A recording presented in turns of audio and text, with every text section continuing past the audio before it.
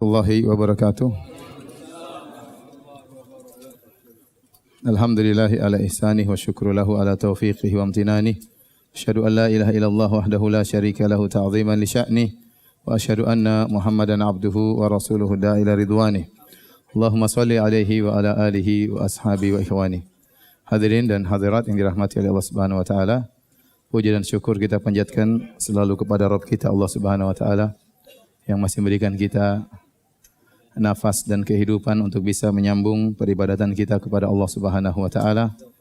Dan alhamdulillah pada malam hari ini kita bisa salat maghrib berjamaah. Semoga salat kita diterima oleh Allah Subhanahu wa taala. Salawat dan salam tercurahkan selalu kepada junjungan kita Nabi Muhammad sallallahu alaihi wasallam dan juga kepada keluarganya serta seluruh sahabat beliau tanpa terkecuali. Kita pada malam hari ini akan masuk pada bab berikutnya tentang babus syafa'ah.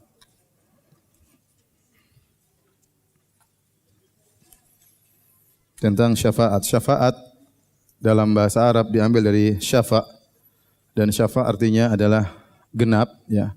Kenapa? Karena seorang al-mustashfi' yang meminta syafaat, dia meminta kepada asy-syafi' bantuannya agar memberi syafaat kepadanya untuk memohon pertolongan atau bantuan kepada pihak ketiga.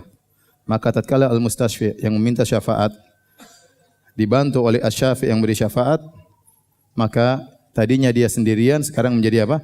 Genap. Maka disebut dengan asy-syafa'at, ya.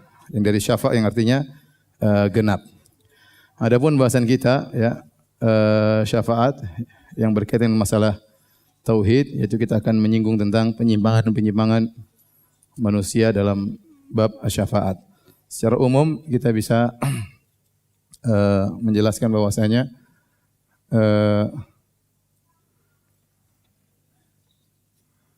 sikap firqah-firqah atau kelompok-kelompok terhadap syafaat.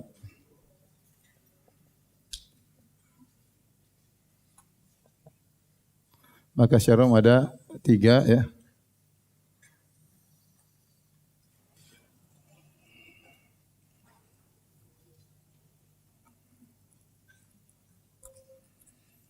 Yang pertama adalah ahlul bidah, ya, atau al-khawarij wal mu'tazilah. Al-khawarij dan mu'tazilah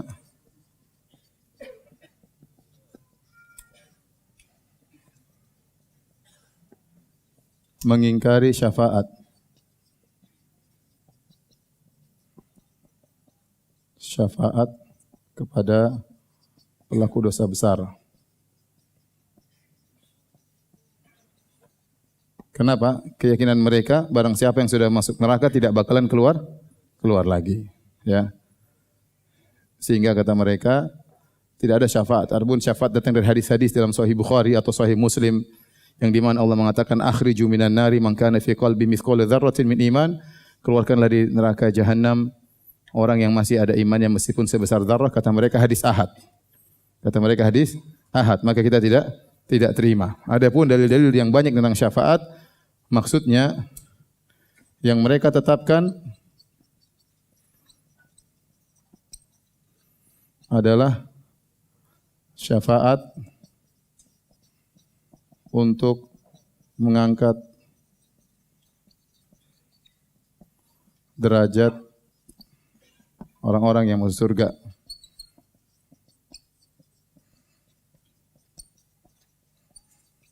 Baik. Kelompok kedua adalah musyrikin, ya. Dan mereka menetapkan syafaat yang syirik, seperti meminta syafaat kepada mayat orang-orang soleh.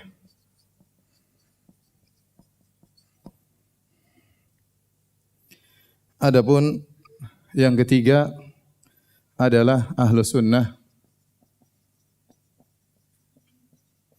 Maka mereka menetapkan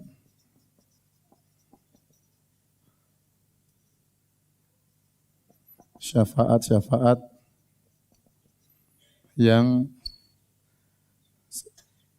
terpenuhi persyaratan.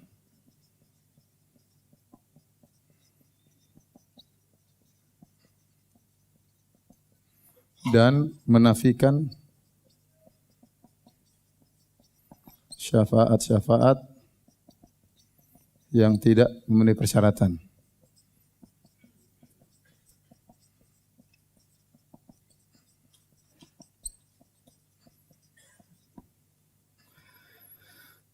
Hal ini semua, kenapa ada perbedaan seperti ini? Karena salah bersikap dalam memahami dalil-dalil tentang syafaat. Kita lanjut berikutnya tentang model dalil-dalil yang berkaitan dengan syafaat.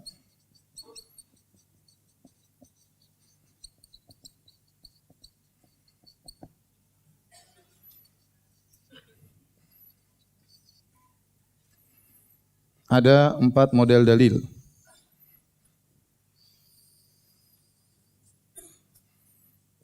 Yang pertama, syafaat hanya milik Allah.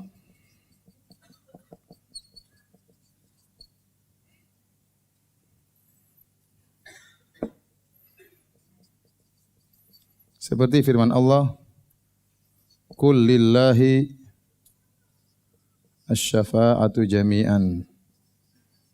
Lahu mulkus samawati wal ard wa ilaihi turja'un." Ya, katakanlah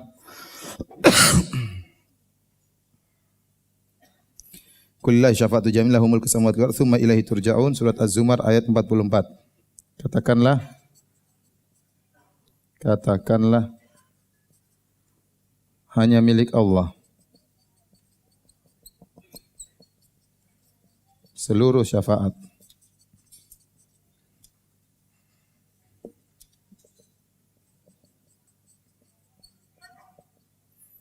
Quran surat Az-Zumar ayat 44.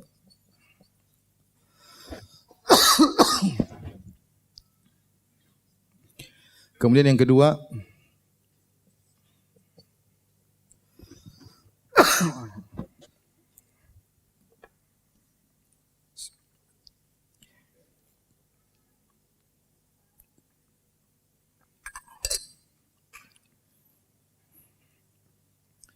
dalil-dalil yang menafikan atau menolak syafaat secara mutlak.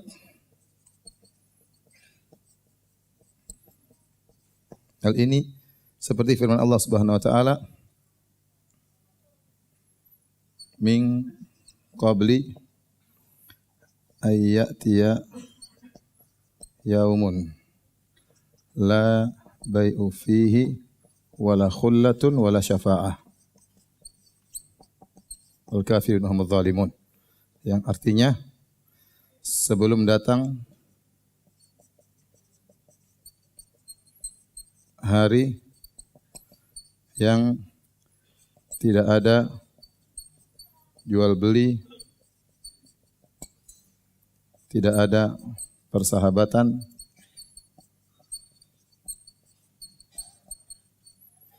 dan tidak ada syafaat.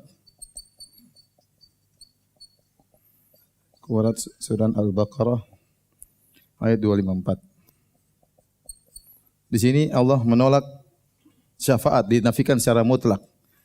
Sebelum datang min qabli ayyatiya yaumun la bai'un fihi wala khullatu wala syafa'ah. Tidak ada nanti hari kiamat, tidak ada nama jual beli, tidak ada persahabatan, dan tidak ada syafaat. Berarti syafaat tidak ada.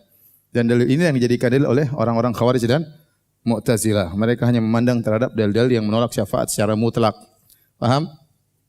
Paham tidak? Contohnya lagi, ma lidzalimina min hamimin wala syafi'in yuta'.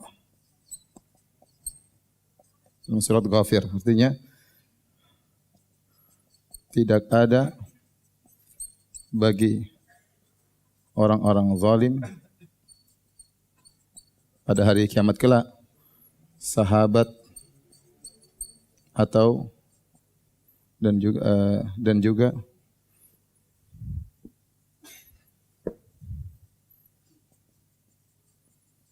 pemberi syafaat.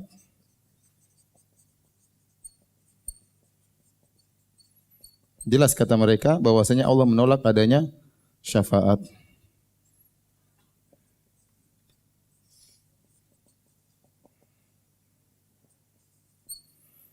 Ini ayat-ayat kata Allah tidak ada bagi orang zalim sahabat, tidak ada juga pemberi syafaat. Kemudian yang ketiga,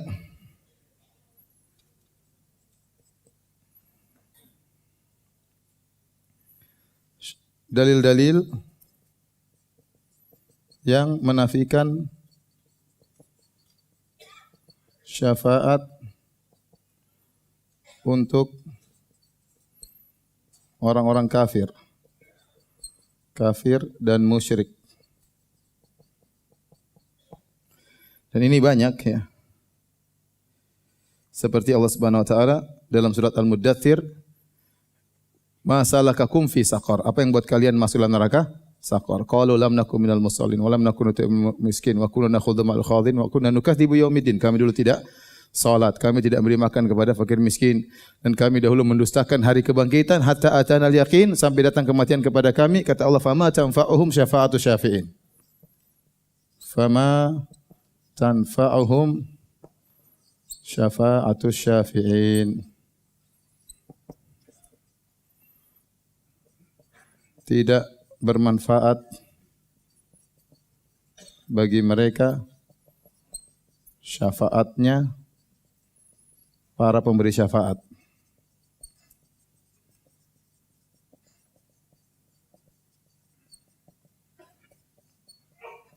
Al-Muddatsir ayat berapa? Ayat 48. Dan dalil yang keempat, model dalil yang keempat adalah dalil-dalil yang menetapkan adanya syafaat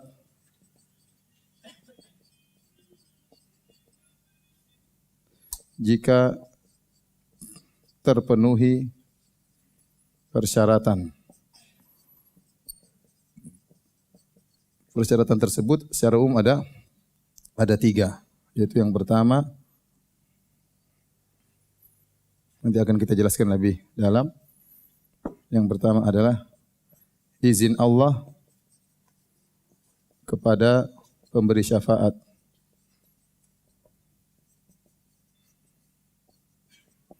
Yang tentunya berarti Allah ridha kepada Allah atau ridha Allah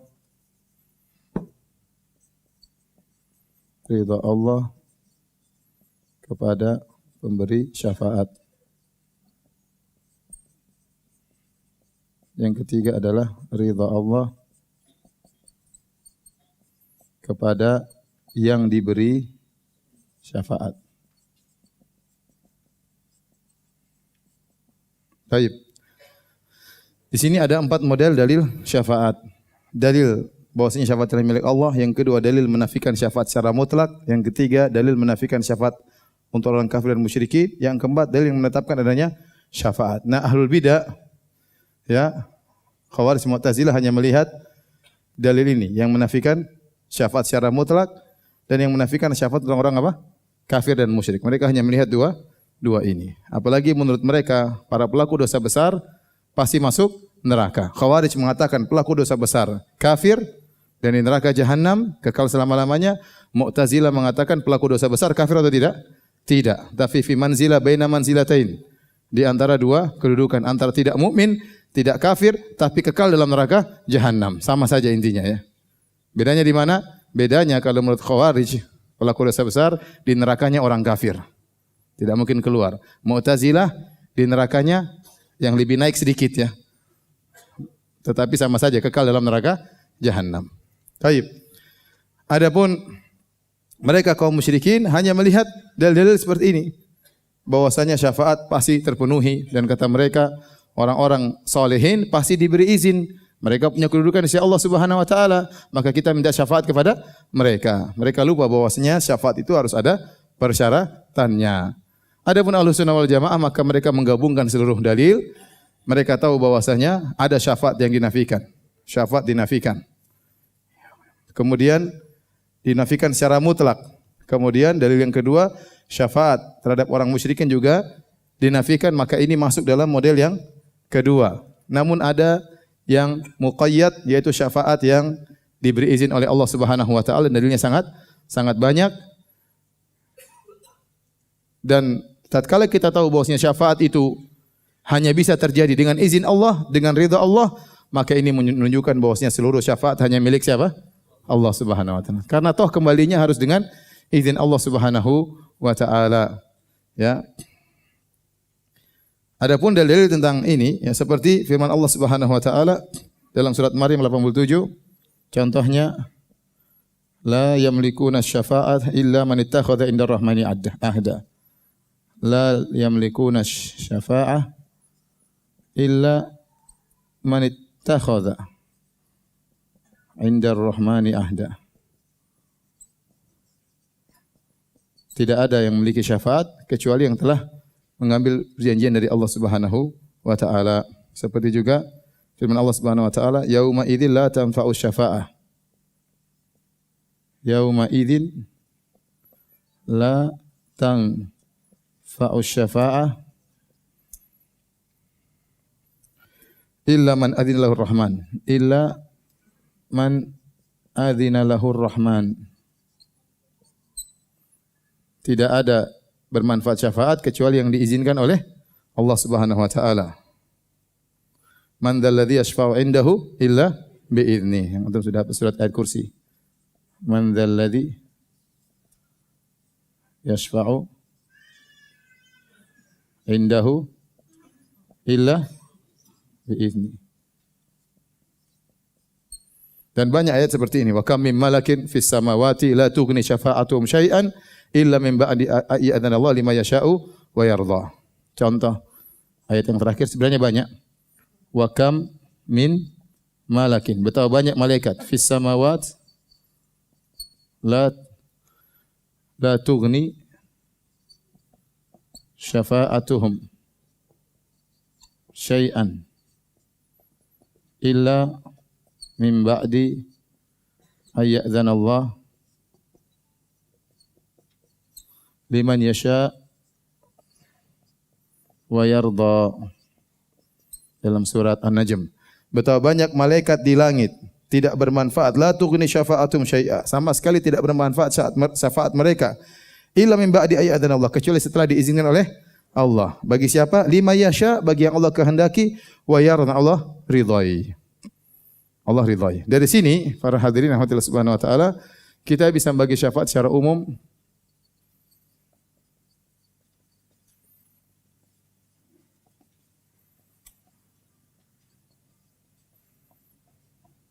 Menjadi dua, ya.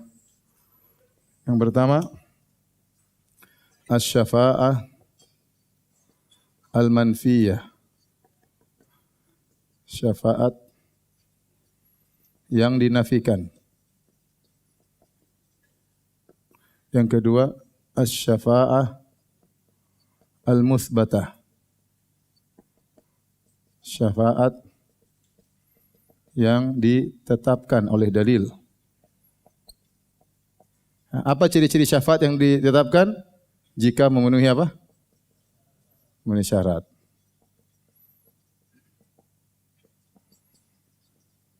Syarat-syaratnya. Baik, adapun yang syafaat dinafikan jika tidak memenuhi persyaratan.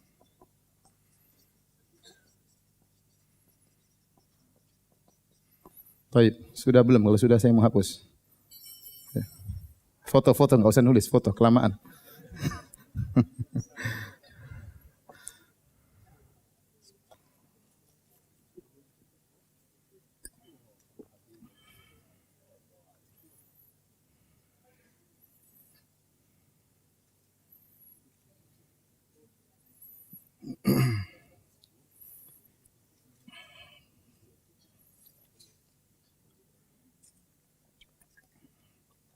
Enggak usah foto saya. Udah.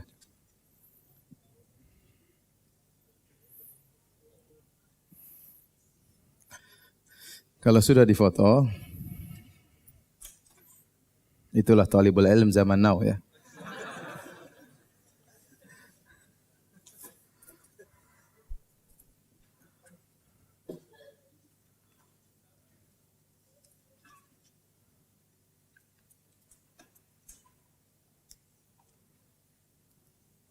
Tapi kalau sudah dihapus ya. Tanya dulu, sudah belum? Hah? Sudah? Masih ada yang nyatat sebentar.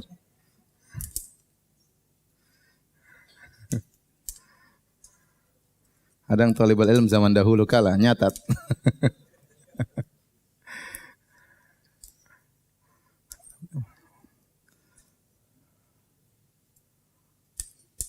Oke, sudah ya. Nanti yang nyatat, yang belum nyatat pinjam di HP temannya ya.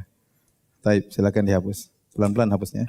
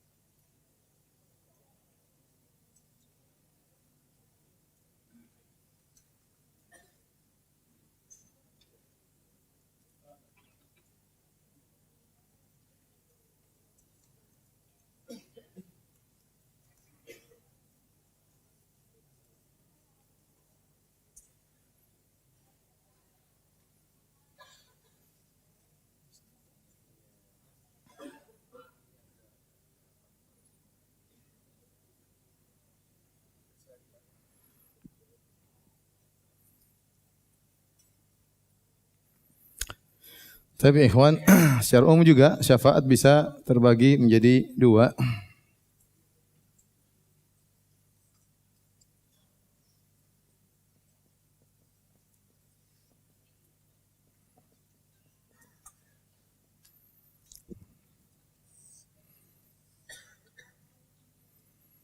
Syafaat di dunia. Syafaat di akhirat.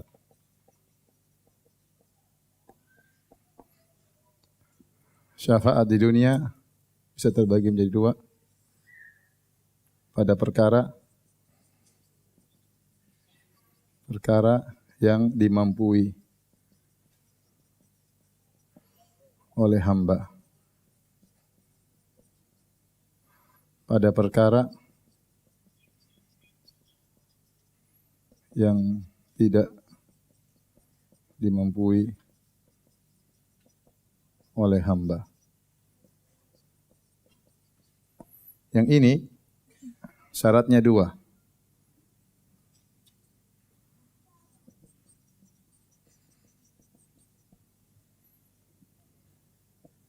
Yang pertama, pada perkara yang mubah, yang dibolehkan.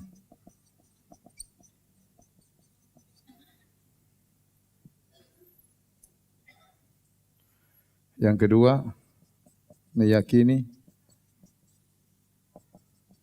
bahwa yang menentukan keberhasilan adalah Allah. Syafaat dan pemberi syafaat hanyalah sebab. Baik, kita lihat pada syafaat di dunia, pada perkara yang dimampui oleh hamba, ada perkara yang tidak dimampui oleh hamba. Yang dimampui oleh hamba dua syaratnya, perkara yang dibolehkan. Beri syafaat, misalnya kata Nabi SAW, Ishfahu wal tu'jaru, berilah syafaat maka kalian dapat pahala. Ada orang kita kenal, dia amanah, ingin lamar kerja itu syafaat. Orang ini amanah, jujur dan ini dia diterima. Maka kita dapat pahala ya. Karena kita beri syafaat kepada orang ini agar dia diterima pekerjaannya. Maka seorang berusaha membantu saudaranya dengan hartanya atau dengan tenaganya atau dengan pikirannya atau dengan idenya atau dengan kedudukannya. Dia tahu dia punya kedudukan di bos perusahaan itu menghargai dia, maka dia tulis memo bahwasanya orang ini adalah orang yang amanah, punya keahlian, ya, tolong diterima pekerjaannya. Maka ini syafaat sebenarnya tidak mengapa. Contoh, ada orang ngelamar, ya, mertuanya enggak percaya, ini siapa gente? Ya. Maka kita kasih syafaat. Sungguhnya orang ini, ya, rajin sholat, rajin pengajian. Kalau masalah utang saya enggak ngerti ya. Kasih memo, diterima lamaran. Itu namanya syafaat yang bermanfaat. Kata Allah Subhanahu wa taala, "Wa ta'awanu 'alal birri wat taqwa." Ya. Firman Allah,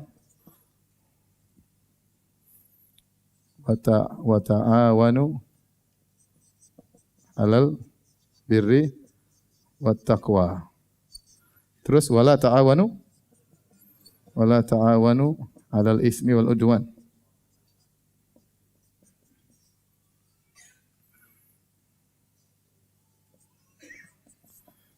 Tolong menolong kalian dalam kebaikan dan ketakwaan dan janganlah tolong menolong dalam dosa dan permusuhan. Contoh perkara yang tidak dibolehkan seperti syafaat dalam perkara yang haram. Ya. Contoh orang ini ternyata tidak berhak untuk bekerja, maka ada nepotisme atau yang hal-hal seperti itu sehingga akhirnya dia bekerja padahal tidak memiliki kemampuan dan ini merugikan negara misalnya. Atau seorang sebenarnya tidak lulus, tidak punya kemampuan, maka diluluskan, ya. Sehingga dibuat ijazah palsu misalnya. Ini sering terjadi. Bayar akhirnya nilainya di upgrade, di markup sehingga akhirnya orang ini jadi lulus. Ini adalah syafaat yang diharamkan. Dan pernah terjadi di zaman Nabi SAW, tatkala seorang dari Bani Makhzum, imra'atun Makhzumiyah, saraqat. Inna Quraisyan yuhimmuhum sya'nu al-mar'atil Makhzumiyah allati saraqat. Ada seorang wanita Makhzumiyah dari Bani Makhzum, dan kita tahu Bani Makhzum adalah dari suku Quraisy yang memiliki kedudukan yang tinggi, yang bersaing dengan Bani Hashim. Dia mencuri, maka ini menyedihkan orang-orang Quraisy. Kok bisa ada dari nasab yang tinggi kemudian mencuri? Kemudian mereka ingin beri syafaat agar wanita ini maafkan. Maka mereka berkata, Man yukallimu fiha Rasulullah. Siapa yang berani? Man yajtari, siapa yang berani ngomong Rasulullah tentang wanita ini? Maka mereka berkata, Illa Usama bin Zaid. Fa innahu hibbu Rasulillah sallallahu alaihi wasallam. Yang berani memberi syafaat cuma siapa? Usamah bin Zaid radhiyallahu taala anhu, karena dia adalah kekasih dan putra kekasih Rasulullah sallallahu alaihi wasallam. Maka Usamah pun datang kepada Nabi untuk memberi syafaat agar wanita ini dimaafkan. Maka kemudian Nabi sallallahu alaihi wasallam marah, dia berkata, "Atashfa fi haddin min hududillah, wahai Usamah, apakah memberi syafaat pada perkara yang tidak boleh? Ini orang mencuri harus dihukum." Kemudian Nabi SAW qama khatiban, Nabi mengumpul orang berkhutbah. Kata Nabi SAW, ya, innama ahlaka alladhina min qablikum kana idza saraka fihim asy-syarif tarakuh. Sungguhnya yang telah membinasakan umat-umat terdahulu kalau ada orang yang bernasab mulia mencuri di antara mereka maka dibiarkan. Adapun kalau ada orang yang bernasab rendah mencuri maka ditegakkan aqamu alaihil had, maka mereka menegakkan hukum had. Wa imallah lau kana Fatimatu bintu Muhammadin saraqat laqata'tu yadaha. Kata Nabi, demi Allah, seandainya Fatimah putri Muhammad mencuri, aku akan potong tangannya. Ini contoh syafaat yang dilarang. Perkara dunia. Kemudian syarat yang kedua, kita meyakini bahwasanya keberhasilan adalah dari Allah Subhanahu wa taala. Kita minta syafaat, ini sebab yang dibolehkan. Pemberi syafaat juga sebab yang dibolehkan. Tetapi yang menciptakan sebab dan musabab, sebab dan akibat adalah siapa? Allah Subhanahu wa taala. Terkadang Allah Subhanahu wa taala menciptakan akibat tambah sebab, dan terkadang Allah menciptakan akibat bertolak belakang dengan sebab yang ada. Contoh Nabi Ibrahim alaihissalam dibakar, harusnya api sebab untuk membakar, tetapi ternyata malah berbalik. Api menjadi apa? Dingin, karena Allah yang menciptakan sebab dan akibat. Bisa jadi Allah menciptakan akibat bertolak belakang dengan sebab yang seharusnya. Taib. Adapun perkara yang tidak diampuni, perkara yang tidak dimampuni oleh hamba seperti syafaat, ya, seperti yang dilakukan oleh orang-orang musyrik,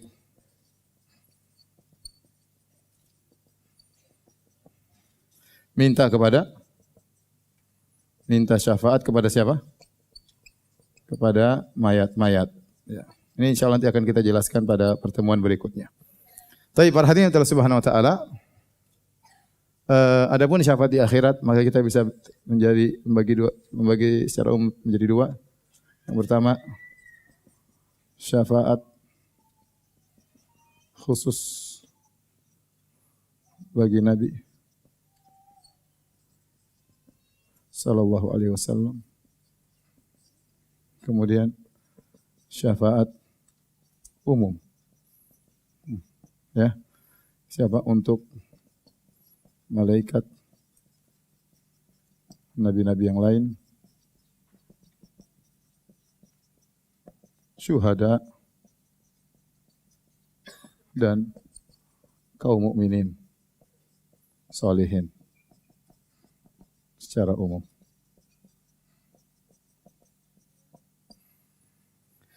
Baik, adapun syafaat yang khusus bagi Nabi sallallahu alaihi wasallam, maka ada beberapa model. Yang pertama namanya syafaat uzma, asy-syafaat al-uzma,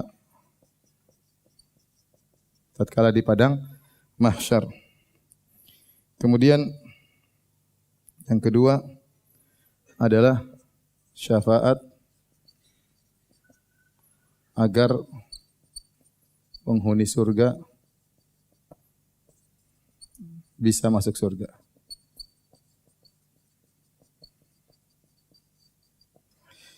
Yang ketiga adalah syafaat untuk pamannya Abu Thalib.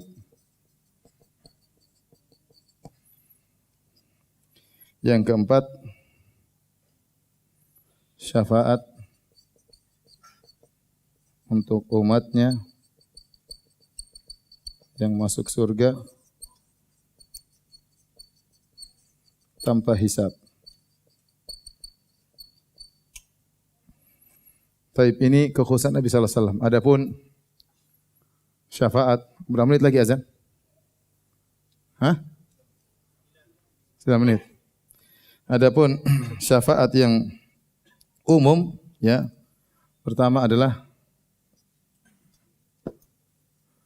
syafaat untuk penghuni neraka agar keluar dari neraka.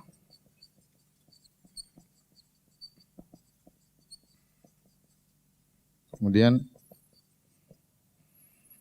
syafaat kepada orang-orang yang seharusnya berhak masuk neraka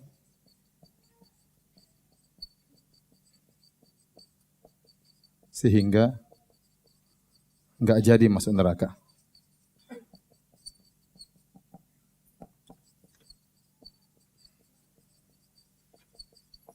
Yang ketiga, syafaat kepada orang-orang yang berhak masuk surga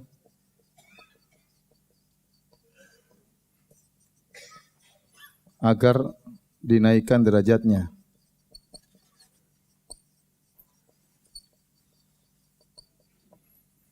Yang inilah yang ketiga, kira-kira ini. Tayyib. Kita akan jelaskan. Yang pertama dari syafaat yang khusus merupakan khususan Nabi sallallahu alaihi wasallam adalah asy-syafaat al-uzma. Yang ini Allah isyaratkan dalam surat Al-Isra, wa minal laili fatahajjat bihi nafilatan lak asa ayyab'atsaka rabbuka maqaman mahmudan. Dan di dalam sebagian malam maka salatlah engkau, semoga Allah membangkitkan engkau dalam kondisi yang mulia. Maqaman mahmudan adalah syafaat, ya. Sebagaimana tatkala manusia dibangkitkan pada hari kiamat kelak, ya, maka matahari dalam jarak 1 mil, mereka kepanasan, kemudian bercucuran keringat, ada yang sampai kedua mata kakinya, ada yang sampai di betisnya, ada yang sampai di pinggangnya, ada yang sampai di mulutnya. maka manusia dalam kondisi sangat amat payah. Maka Allah mengilhamkan kepada manusia untuk pergi pertama kali minta syafaat kepada Nabi Adam. Maka mereka datang kepada Nabi Adam, mereka berkata, "Ya Adam, anta abul bashar, khalaqakallahu biyadayhi wa asjada laka malaikatahu, ama tara ma nahnu fihi, ala tashfa' lana 'inda rabbik." Wahai Adam, engkau adalah nenek moyang manusia. Allah ciptakan engkau dengan kedua tangannya, Allah menyuruh malaikat sujud kepadamu. Tidakkah kau lihat bagaimana kondisi kami? Tidakkah kau beri syafaat bagi kami di sisi Rabbmu?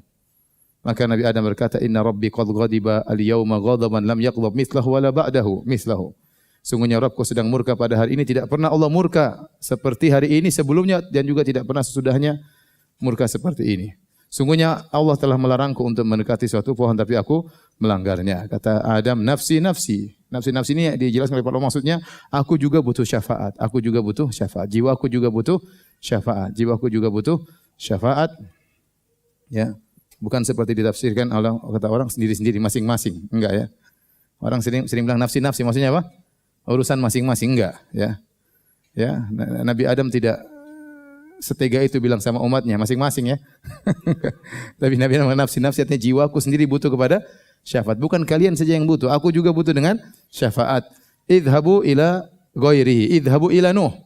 Pergilah kepada nabi yang lain. Pergilah kepada Nabi Nuh, Nabi Adam, semua nabi tatkala itu dalam kondisi takut kepada Allah Subhanahu wa taala sampai dosa yang sudah diampuni oleh Allah mereka masih ingat.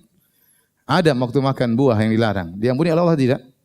Diampuni, dia sudah bertobat diampuni, tapi dia masih ingat dan dia tidak berani pede untuk minta syafaat karena dia tahu dia pernah melakukan kesalahan. Kemudian mereka pergi kepada Nabi Nuh. "Ya Nuh, anta awalur rusul ila ahlil ard." Wahai Nuh, sungguhnya engkau adalah rasul pertama yang Allah utus ke di atas muka bumi. Nabi Nuh juga minta uzur. "Nafsi nafsi, idhabu ila ghairi." Pergilah kepada selainku. Maka mereka pergi kepada Nabi Ibrahim alaihissalam. Mereka mengatakan, "Ya Ibrahim, engkau adalah Khalilur Rahman, kasih Allah." Dan seterusnya mereka puji-puji. Kata Nabi Ibrahim alaihissalam, "Sungguh saya pernah berdosa tiga kali. Padahal semua dosa ini adalah karena Allah Subhanahu wa taala." Nabi Ibrahim minta uzur. Nabi Ibrahim berkata, "Idhabu ila ghairi." Pergilah kepada selainku. Kemudian mereka pergi menuju ke Nabi Musa. Nabi Musa juga minta uzur. Kata Nabi Musa, "Ya, inni qad qataltu nafsan lam umar bi qatliha." Sungguhnya aku telah membunuh seorang yang aku dilarang membunuhnya. Aku punya salah. Dan Nabi Musa telah bertobat dalam Al-Qur'an. Fa ghafaralah, Allah ampuni dia. Tapi dia ingat dengan dosanya, dia malu, tidak pede untuk beri apa? Syafaat. Nafsi-nafsi, saya juga butuh syafaat. Pergilah kepada yang selainku. Mereka pergi kepada Nabi Isa alaihissalam. Ternyata Nabi Isa juga minta uzur, tidak bisa. Akhirnya mereka pergi kepada Nabi Muhammad sallallahu alaihi wasallam, analah, aku yang akan beri syafaat. Maka Rasulullah SAW pun sujud. Kemudian Rasulullah SAW memuji Allah bima hamid, dengan pujian-pujian yang belum diajarkan oleh Nabi tatkala Nabi masih hidup. Pujian-pujian yang sangat indah kepada Allah yang Nabi belum punya ilmunya. Ya, ini menunjukkan Allah Subhanahu wa taala lebih indah daripada yang Allah jelaskan di Al-Qur'an, ya. Sehingga keindahan-keindahan tersebut baru dibukakan kepada Nabi tatkala Nabi sallallahu alaihi wasallam di padang mahsyar, kemudian beliau sujud. Sujud dalam waktu yang sangat lama sampai Allah mengatakan, "Ya Muhammad, irfa' ra'sak wasal tu'tah washfa' tushaffa." Wahai Muhammad, angkatlah kepalamu dan bila syafaat kau akan diberi syafaat, dan mintalah kau akan dikabulkan permintaanmu. Maka Nabi minta kepada Allah agar segera datang li fasil qada, agar mulai persidangan. Wa jaa rabbuka wal malaku saffan saffa. Maka datanglah Rabbmu dan malaikat berbaris-baris menyambut Allah Subhanahu wa taala. Ini disebut dengan syafaatul uzma karena inilah disebut maqam mahmuda. Kedudukan yang agung bagi Nabi karena semua Nabi tidak ada yang pede dan berani beri syafaat kecuali siapa? Rasulullah sallallahu alaihi wasallam, ya. Yang sangat dicintai oleh Allah Subhanahu wa taala, nabi yang termulia, asyraful anbiya wal mursalin. Baik. Azan dulu ya. Silakan. Baik, kita lanjutkan hadirin dan hadirat yang dirahmati oleh Allah Subhanahu wa taala. Jadi Nabi sallallahu alaihi wasallam diberi oleh Allah dengan syafaat al-uzma karena seluruh nabi menolak, tidak pede untuk memberi syafaat, hanya Nabi sallallahu alaihi wasallam yang memberi syafaat. Ini syafaat bermanfaat bagi seluruh manusia, baik kaum muslimin, baik munafikin maupun orang-orang kafir. Karena mereka menanti kapan dimulai persidangan. Kalau saya bisa gambarkan ibarat seorang mau terdakwa atau mau dituntut, kemudian mereka menunggu di luar ruang persidangan di bawah terik matahari, hakimnya enggak datang-datang, kira-kira begitu ya. Sementara waktu penungguan sangat lama, matahari terik, Ya, mereka gelisah, ya, kehausan, kelaparan, dan akhirnya setelah Nabi syafaat maka Allah pun datang untuk memulai apa? Hisab, memulai persidangan. Adapun syafaat kedua yang khusus merupakan syafaat Nabi sallallahu alaihi wasallam, yaitu syafaat agar penghuni surga masuk surga. An Anas ibni Malik radhiyallahu anhu, dari sahabat Anas bin Malik radhiyallahu anhu qala, beliau berkata, qala Rasulullah sallam bersabda, ati babal jannah, aku mendatangi pintu surga yaumal qiyamah, pada hari kiamat, fa astaftihu, maka aku pun meminta agar dibukakan pintu surga tersebut. Fa yaqulul khazin, maka penjaga surga berkata, man anta, siapa engkau? Fa aqul Muhammad, aku adalah Muhammad. Fa yaqul, maka penjaga surga berkata, bika umirtu la aftahu li ahadin qablak. Ruwahu Muslim. Aku diperintahkan untukmu dan aku tidak membukakan kepada seorang pun pintu surga sebelum engkau. Jadi yang pertama kali buka pintu surga siapa? Nabi sallallahu alaihi wasallam. Baru kemudian penghuni surga bisa masuk surga. Demikian dalam riwayat yang lain, Nabi berkata, ana awwalu syafi'in fil jannah. Aku adalah orang yang pertama kali memberi syafaat di surga. Yang ketiga yang merupakan syafaat khusus Nabi sallallahu alaihi wasallam, syafaat Rasulullah sallallahu kepada pamannya Abu Talib. Ini syafaat khusus ya, dan kita tahu bahwasanya orang-orang kafir secara umum tidak mungkin dapat syafaat ya, tetapi Nabi dikhususkan sebagai bentuk kemuliaan kepada Nabi sallallahu alaihi wasallam ya. Nabi memberi syafaat kepada pamannya bukan untuk keluar dari neraka jahanam, tapi hanya sekedar diringankan nerakanya ya. Dalam hadis, dan ini hadis tentang Abu Talib masuk neraka banyak, diriwayatkan oleh Abu Hurairah, diriwayatkan oleh Ibnu Abbas, diriwayatkan oleh Abbas bin Abdul Muttalib, diriwayatkan oleh Abu Sa'id Al-Khudri. Ya, karena sebagian orang meragukan hadis-hadis ini, bahkan mendhaifkan hadis-hadis ini meskipun dalam Sahih Bukhari dan Sahih Muslim ya. Ya. Apalagi orang Syiah mereka mengatakan Abu Talib lebih mulia daripada Abu Bakar dan Umar. Abu Talib lebih mulia daripada kaum Muhajirin, kaum Ansar. Ini yang tidak benar ya. Abu Talib di neraka jahanam. Dari hadis Abu Sa'id Al-Khudri radhiyallahu anhu, Rasulullah SAW berkata, tatkala disebutkan dzukira indahu ammuhu Abu Talib, tatkala disebutkan pamannya di sisi Nabi sallallahu alaihi wasallam, maka Nabi berkata, la'allahu tanfa'uhu syafaati yaumal qiyamah. Semoga syafaatku bermanfaat baginya pada hari kiamat. Dan ini juga pernah ditanyakan oleh pamannya, saudaranya Abu Talib, yaitu Al-Abbas bin Abdul Muttalib. Wahai ya Rasulullah, bagaimana pamanmu Abu Talib? Bagaimana saudaraku? Bukankah dia dulu membelamu tatkala di dunia? Ya, maka Nabi sallallahu alaihi wasallam mengatakan, ya laula ana lakana fi darkil asfali minan nar. Kalau bukan karena syafaatku, dia sudah berada di neraka jahanam yang paling dasar ya. Beliau juga berkata, fayuj'alu fi dhahdahin min narin yablughu ka'baihi yagli minhu dimaguhu. Rawahul Bukhari dan Muslim. Maka Abu Talib diringankan dosanya, diringankan siksaannya sehingga diletakkan fi dhahdah. Dhahdah itu seperti misalnya sungai yang surut tapi masih ada airnya sedikit. Kemudian orang melangkah di sungai tersebut, airnya cuma mengenai kakinya atau mengenai mata kakinya. Bukan sungai yang airnya apa? Dalam. Itu namanya dhahdah. Maka Abu Talib disiksa di neraka seperti hanya keserempet api neraka. Api nerakanya tidak sampai ke betisnya, cuma sampai di mata kakinya. Kata Nabi SAW, dia berada fi dhahdah min nar, percikan api, ya beluku ka'baihi, sampai di kedua mata kakinya, ya geliminhu dimagu, tapi itu membuat otaknya mendidih. Dan ini adalah ahwanu ahli nari adzaban yaumal qiyamah. Penghuni neraka yang paling ringan azabnya pada hari kiamat, di antaranya Abu Talib. Ya, dan ini bukan mengeluarkan dia dari neraka jahanam, tetap abadi di neraka, tapi siksaannya dikurangi. Dan ini khusus buat Nabi sallallahu alaihi wasallam. Kemudian yang keempat, syafaat Rasulullah sallallahu alaihi wasallam agar orang-orang dari umatnya yang masuk surga tanpa hisab masuk ke dalam surga. Ini disebut oleh sebagian ulama, mereka berdalil dengan hadis Abu Hurairah yang panjang dalam syafaat. Di situ Nabi berkata atau dikatakan, "Tsumma yuqal ya Muhammad, irfa' ra'sak sal tu'tah washfa' tushaffa." Wahai Muhammad, angkatlah kepalamu dan mintalah kau akan dikabulkan, dan bila syafaat kau akan diberi syafaat. Fa arfa'u ra'si, aku pun mengangkat kepalaku. Fa aqulu, aku berkata, ummati ya Rabbi, ummati ya Rabbi. Ya Rabbku umatku, ya Rabbku umatku. Ummati ya Rabbi, ya Rabbku umatku. Fayuqal, maka dikatakan kepadaku, ya Muhammad, adkhil min ummatika man la hisaba alaihim minal babil aiman min abwabil jannah. Masukkanlah ke dalam surga dari umatmu orang yang tidak ada hisab bagi mereka dari pintu kanan di surga. Hadis riwayat Bukhari dan riwayat Muslim. Taib, insyaallah kita lanjutkan pada pertemuan berikutnya. Minggu depan kayaknya libur ya. Minggu depan libur, mungkin pekan berikutnya juga libur ya.